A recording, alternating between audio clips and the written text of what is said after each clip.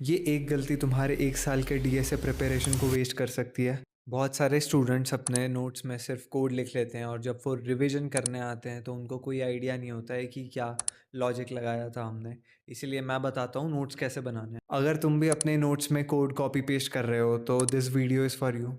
Rule number 0, DSA notes code लिखने के लिए नहीं होते हैं, वो तुम्हारा लॉजिक और एल्गोरिदम लिखने के लिए होते हैं, तो हर क्वेश्चन का कोड नहीं लिखना है उसमें। रूल नंबर 1, तुम्हारे नोट्स सिर्फ तुम पढ़ोगे। अगर तुमको हिंदी में नोट्स अच्छे लगते हैं या इंग्लिश में नोट्स अच्छे लगते हैं, अपने नोट्स इंग्लिश में लिखो।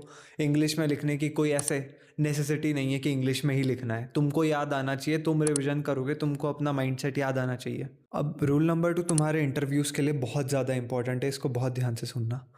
तुम किसी भी क्वेश्चन को जब लिख रहे हो या आगे इंटरव्यूज़ में सॉल्व करोगे, तुमको ब्रूट फोर्स से स्टार्ट करना है, फिर तुम उसकी बेटर अप्रोच बताओगे और फिर तुम सबसे ऑप्टिमल अप्रोच बताओगे। अगर तुमने क्वेश्चन पहले सॉल्व भी कर रखा है इंटरव्यू के पहले, तो भी तुमको इसी ऑर्डर में बताना है, वरना इंटरव्यूअर को पता चल जाएगा कि तुमने पहले से सॉल्व किया है और फिर उसको या तो वो क्वेश्चन चेंज कर देगा या उसकी वैल्यू नहीं रहेगी। And the most important rule of this, जो तुमको नहीं पता है ना तुम करते हो, इट इज़ टाइम कॉम्प्लेक्सिटी और स्पेस कॉम्प्लेक्सिटी हर अप्रोच के लिखना, बिकॉज वो तुमको आगे जाके ट्रेड ऑफ्स बताएंगे कि इस अप्रोच में ओ ऑफ एन स्क्वायर टाइम लगता था और इसमें ओ ऑफ एन लगा, लेकिन इसमें स्पेस ज़्यादा लग रही है, उसमें स्पेस कम लगती थी। और ये चीज़ें इंटरव्यूअर को इम्प्रेस करती है और तुमको अगर एमएनसी में जाना है तो तुमको ये चीज़ें पता होनी चाहिए।